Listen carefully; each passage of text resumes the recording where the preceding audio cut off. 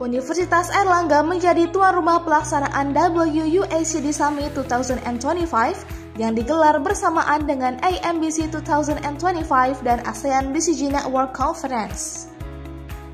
Acara ini dibuka pada hari Jumat, 13 Juni 2025 di Asek Tower, Kampus Dharma Wangsabe Unair, Surabaya.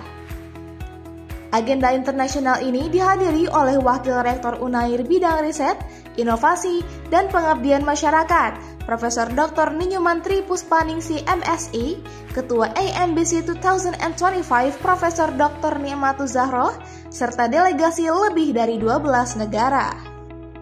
Konferensi ini bertujuan memperkuat kolaborasi lintas negara ASEAN dalam bidang mikrobiologi, bioteknologi, dan pengembangan komunitas sebagai respon terhadap tantangan global seperti perubahan iklim, krisis pangan, dan hilangnya keanekaragaman hayati. Harapan aktivitas kegiatan dari AMBC hari ini adalah terjalinnya kolaborasi di antara institusi, baik di nasional dari peserta AM Mikro maupun dengan beberapa peserta baik di lokal maupun internasional. Pagi ini bergabung tidak hanya AM Mikro tapi juga ASEAN BCG dan anggota WUACD. Dari Hall Majapahit Asek Tower, Kampus Dharma Wangsabe Unair, UNER TV melaporkan.